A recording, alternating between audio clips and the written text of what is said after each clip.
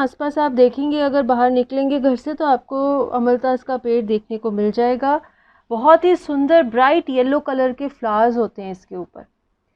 And the लेबोनम top means लेबोनम पेड़ का जो ऊपर का हिस्सा है जहाँ पर ब्रांचेस और फ्लावर्स और लीव्स होते हैं। तो चलिए डिस्कस करते हैं। ये पोएम बहुत ही अच्छी और अलग सी पोएम है और हम पोएम में डिफ़िकल्ट वर्ड मीनिंग्स डिस्कस करेंगे। मैं आपको पोएम की एक्सप्लेनेशन दूंगी and then we'll discuss the literary devices used. The laburnum top is silent, quite still, in the afternoon yellow September sunlight. A few leaves yellowing, all its seeds fallen. तो सबसे पहले poet कहते हैं कि जो लेबोनम top है, लेबोनम का पेड़ है, ये बहुत ही शांत है, बिल्कुल स्टिल है, यहाँ पे कोई हलचल नहीं है, देयर इज़ नो एक्टिविटी। दोपहर का टाइम है, सितंबर का महीना है, दैट मीन्स ऑटम सीज़न चल रहा है और दोपहर में ब्राइट सनलाइट है और उस सनलाइट में दोपहर के टाइम में लेबोनम के पीले रंग के फूल बहुत ही ब्राइट और चमक रहे हैं। A few leaves yellowing, all its seeds fallen. अब जैसे कि ऑटम का महीना है, ऑटम में क्या होता है, सारे पत्ते हरे रंग से येलो रंग के हो जाते हैं, तो लेबोनम ट्री के पत्ते भी पीले हो रहे हैं एंड उसमें जितने भी सीड्स थे वो नीचे झड़कर गिर चुके हैं। तो पूरा का पूरा पेड़ दिखने में येलो लग रहा है क्योंकि उसके फ्लावर्स तो येलो है ही हैं और उसके पत्ते भी येलो हो रहे हैं और सितंबर की धूप वाली दोपहर में येलो कलर का ये पेड़ बहुत ही अट्रैक्टिव लग रहा है और चमक रहा है।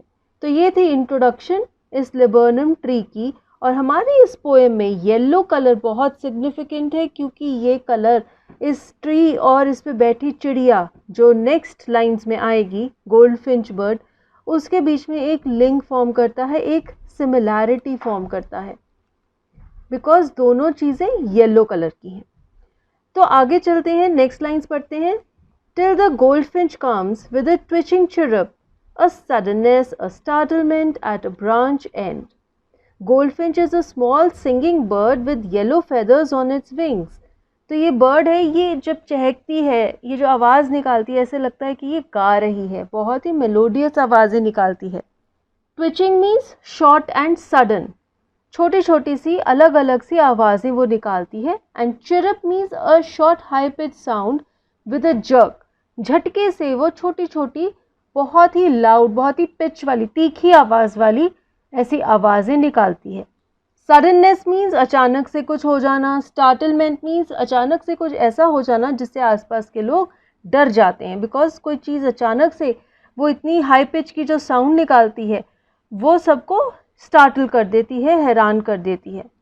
तो ये जो गोल्डफिश बर्ड है ये आकर लेबोनम ट्री की एक ब्रांच के एंड पर, एक टहनी के किनारे पर आकर बैठ जाती है और वो ऐसी छोटी छोटी अलग अलग बहुत ही हाई पिच की आवाज़ें निकालती है और उसकी आवाज़ें इतनी अचानक आती हैं कि सब लोग हैरान हो जाते हैं। अगली लाइन्स में पोइट क्या कहते हैं? Then sleek as a lizard and alert and abrupt she enters the thickness and a machine starts up of chitterings and a tremor of wings and trillings, the whole tree trembles and thrills. Now sleek means smooth, glossy, shiny. Alert means सचेत होना. Abrupt means अचानक से कुछ करना, suddenly कुछ करना. Thickness here means the dense area of the laburnum tree जहाँ पर branches और leaves और flowers बहुत ज़्यादा हैं, बहुत घने हैं. Machine here means the sound that is produced by the bird and its chicks. वो जो साउंड है वो ऐसे लगता है कि कोई मशीन की आवाज़ है क्योंकि अचानक से एक आवाज़ों का सिलसिला शुरू हो जाता है. Chitterings is the sound, the noise made by birds, and tremor means shake करना, हिलना. Trillings means to sing in rapid alternating sounds. तो जिस तरह से चिड़िया गाती है, दिस इज एन एग्जाम्पल, इसको हम ट्रिलिंग्स कह सकते हैं. The whole tree trembles and thrills means पूरा पेड़ हिलने डुलने लग जाता है, उसमें बहुत ज़्यादा हलचल हो जाती है. तो अब यहाँ पर फर्दर पोइट ये बता रहे हैं कि गोल्डफिंच बर्ड के आने से पेड़ में क्या क्या बदलाव आते हैं. ये जो गोल्डफिंच बर्ड है ये बहुत ही स्मूथ एंड ग्लॉसी है, जैसे लिजर्ड की बॉडी होती है. ये बहुत ही अलर्ट है और अब्रप्ट है, अचानक से अलग अलग एक्टिविटीज़ करती है, अलग अलग आवाज़ें निकालती है। फिर वो पेड़ के एक ऐसे हिस्से में घुस जाती है जो बहुत घना है, वहाँ पर उसका नेस्ट है, उसका घोंसला है। एंड जैसे ही वो इस एरिया में घुसती है, वो अपने नेस्ट में घुसती है, अ मशीन स्टार्ट्स अप। बहुत सारी नॉइज़ शुरू हो जाती है। ये नॉइज़ किस चीज़ की है? चिटरिंग्स की, चिड़िया के आवाज़ों की। तो वो चिड़िया अपने बच्चों से बातें कर रही है, सब आपस में मिल रही हैं, सब चहक रहे हैं। और फिर सबके विंग्स भी फड़फड़ाने लग जाते हैं, सब हिलने डुलने खेलने लग जाते हैं। एंड वो ऐसी अलग अलग आवाज़ें निकालते हैं। वो जो गोल्डफिंच बर्ड है वो इतनी खुश है, इतनी एक्साइटेड है कि वो गाने लग जाती है। और इन आवाज़ों से, इस हलचल से पूरा का पूरा लेबोनम ट्री कांपने लग जाता है, हिलने लग जाता है, और उससे बहुत ज़्यादा एक्टिविटी होती है। फर्दर वो क्या कहते हैं? It is the engine of a family. तो ये जो लेबोनम ट्री है, ये गोल्डफिंच बर्ड की फैमिली का इंजन है, क्योंकि यहाँ पर ही उसका नेस्ट है, जहाँ पर उसके चिक्स रहते हैं। She Stokes it full, then flirts out to a branch end, showing her barred face identity mask. Stokes means to put fuel in the fire, और यहाँ पर वो किस चीज़ में फ्यूल डाल रही है? अपने बच्चों में, उन्हें खाना दे रही है, वो उन्हें फीड कर रही है। Flirts out means moves out, leads to, आगे वो फिर से एक टहनी के एंड पर उड़कर बैठ जाती है, फिर से वहाँ पर चली जाती है। Barred means mark with bands of colour और लाइट, निशान होना, किसी के ऊपर किसी अलग चीज़ का, किसी अलग कलर का निशान होना। तो ये जो गोल्डफिंच बर्ड है, इसका चेहरा, वैसे तो इसकी पूरी बॉडी येलो कलर की है, लेकिन उसके ऊपर ब्लैक कलर के निशान हैं, मार्क्स हैं। और ये जो ब्लैक कलर के मार्क्स हैं, यही उसकी आइडेंटिटी है, क्योंकि अदरवाइज उसका जो कलर है येलो, वो लेबोनम ट्री के कलर में मिक्स हो जाता है, इसलिए किसी को नहीं पता चलता कि वहाँ पर कोई चिड़िया भी बैठी हुई है। सिर्फ उसके चेहरे पे ये जो काले रंग के निशान हैं, ये एक आइडेंटिटी मास्क है, और ये ही आइडेंटिफाई करवाते हैं कि इस पेड़ के ऊपर एक गोल्डफिंच बर्ड बैठा हुआ है। तो इन लाइंस में पोएट हमें क्या बताते हैं कि ये जो लेबोनम ट्री है, ये इस चिड़िया की फैमिली का इंजन है, क्योंकि यहाँ पर उसका नेस्ट है, उसका नेस्ट ही उसकी फैमिली का इंजन है।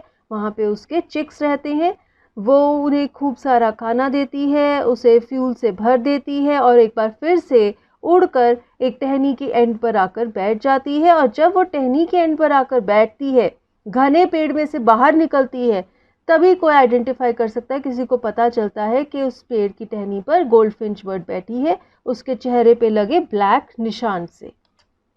फर्दर लाइंस में वो कहते हैं, then with eerie delicate whistle chirrup whisperings she launches away towards the infinite and the laburnum subsides to empty.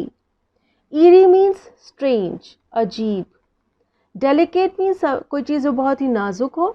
Whistle chirrup whisperings, whistle chirrup means whistling करना, सीटी की तरह आवाज़ निकालना। तो ये बर्ड जो आवाज़ें निकालती है, ऐसे लगता है कि वो विसल कर रही है, कभी लगता है कि वो विस्पर कर रही है, यानी कि हल्की हल्की आवाज़ में कुछ बोल रही है। Launches away means flies off towards the infinite, infinite here means the open sky. And the लेबोनम subsides to empty, subsides means returns back to something. तो इन लाइंस में पोएट क्या कहते हैं कि जब वो चिड़िया एक बार फिर से पेड़ की टहनी के एंड पर आकर बैठ जाती है, वो फिर से बहुत ही हल्की सी, नाजुक सी विसल और विस्परिंग्स जैसी आवाज़ें निकालती है, और फिर वो एक बार फिर से हवा में उड़ जाती है। और उसके जाने के बाद लेबोनम ट्री एक बार फिर से शांत हो जाता है, साइलेंट हो जाता है, and it returns back to empty. जो हलचल हुई थी चिड़िया के आने पे, वो एक बार फिर से बंद हो जाती है।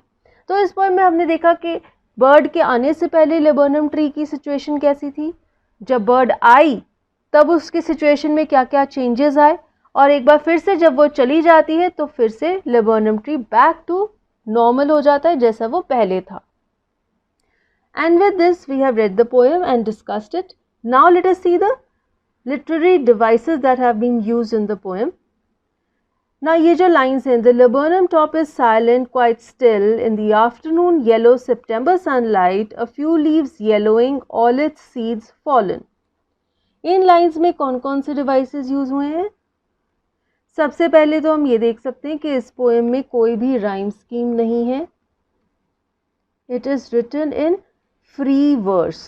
फ्री वर्स मीन्स पोएट ने कोई भी राइमिंग का जो डिवाइस है वो यूज नहीं किया है. Now another device used in these lines is alliteration. Alliteration is the repetition of a consonant sound at the start of two or more consecutive words.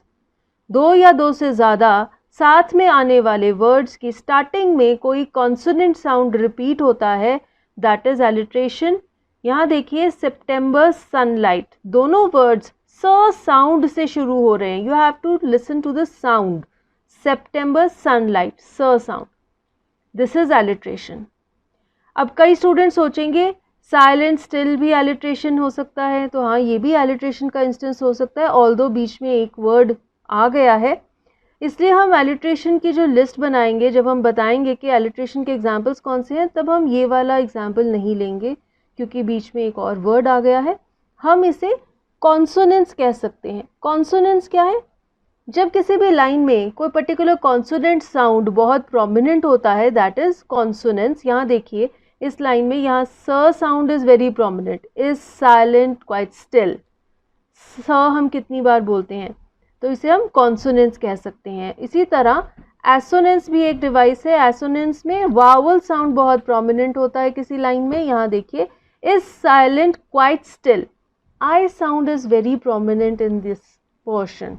So this is assonance. Consonants का एक और instance है line 1 में. T sound is very prominent. Top silent quite still, इन सब words में T sound है. अब यहाँ पे हमें इंजैबमेंट देखने को भी मिलती है. Enjambment is when the same sentence continues in the next line without any punctuation mark at the end of the first line. The laburnum top is silent, quite still in the afternoon yellow September sunlight. तो ये same sentence चल रहा है और still वाले sentence के end में कोई पंक्चुएशन मार्क भी नहीं है. So this is enjambment. Now we move on to the next set of lines. Till the goldfinch comes with a twitching chirrup, a suddenness, a startlement at a branch end. यहाँ पे भी alliteration है. Suddenness, startlement. Then there is enjambment also, जैसे कि मैंने अभी आपके साथ डिस्कस किया. सेम सेंटेंस चल रहा है. Till the goldfinch comes with a twitching chirp, a suddenness, a startlement at a branch end. इस लाइन के एंड में कोई पंक्चुएशन मार्क भी नहीं है. So this is enjambment. तो लाइन 1 में हमें एसोनेंस देखने को मिलती है. There is prominence of I sound. Till goldfinch twitching chirp. And in the second line, a sound की assonance है, a startlement, a suddenness, a branch end. Now we move on to the next lines. Then sleek as a lizard and alert and abrupt, she enters the thickness and a machine starts up of chitterings and a tremor of wings and trillings. The whole tree trembles and trills. सबसे पहले there is simile. Then sleek as a lizard. तो bird को, goldfish bird को lizard के साथ compare किया जा रहा है. देन अगेन लाइन 1 में भी हमें एसोनेंस देखने को मिलती है. A sound is very prominent as a lizard and alert and abrupt. Line 2 में alliteration है. The thickness, the sound is used here. Then there is metaphor. Metaphor is an indirect comparison, जब आप कोई दो चीज़ों की क्वालिटीज़ को एक दूसरे के साथ मैच करते हैं. यहाँ पे जब पोइट कहते हैं and a machine starts up, so actually कोई मशीन स्टार्ट नहीं होती, लेकिन जो नॉइज़ है उस नेस्ट में जो नॉइज़ स्टार्ट हो जाती है उसे एक मशीन की नॉइज़ के साथ कंपेयर किया गया है. तो हम कह सकते हैं कि जो नेस्ट है बर्ड का उसे एक मशीन के साथ कंपेयर किया गया है. This is metaphor. Chitterings is onomatopoeia. Onomatopoeia is the use of sound words. कोई ऐसा वर्ड यूज करना जो किसी साउंड के लिए रिप्रेजेंट करता है, दैट इज ऑनमाटपिया. तो chittering is the sound produced by the birds. So this is onomatopoeia device. Again trillings is also onomatopoeia. Trillings means के गाना गाना, वो गाती है रैपिड ऑल्टरनेटिंग साउंड्स में. So trillings is also onomatopoeia. Last line में भी एलिट्रेशन देखने को मिलती है. Tree trembles, T sound is repeating. Third line में हम एसोनेंस भी देख सकते हैं. I sound is very prominent. Chitterings, wings, trillings. And there is consonance also. T sound is very prominent. Chitterings, tremor, trillings. Now let us move on to the next set of lines. It is the engine of a family. She stokes it full, then flirts out to a branch end, showing her barred face identity mask. Again, engine is a metaphor. तो यहाँ पर जो bird का nest है उसे engine कहा गया है, उसे engine के साथ कंपेयर किया गया है. Then again we can see enjambment over here, line 2 and line 3. She stokes it full, then flirts out to a branch end, showing her barred face identity mask. Line 1 में हम assonance देख सकते हैं. I sound is prominent. It is engine family. Now we move on to the next set of lines. Then with eerie delicate whistle chirrup whisperings, she launches away towards the infinite and the laburnum subsides to empty. सबसे पहले whistle chirp विस्परिंग्स, यहाँ पे ऑनमाटपिया यूज हुआ है. Whistle chirp whisperings is the sound that is produced by the goldfinch bird. फिर हम यहाँ पे लाइन 1 में एलिट्रेशन भी देख सकते हैं. व साउंड रिपीट हो रहा है, विसल विस्परिंग्स.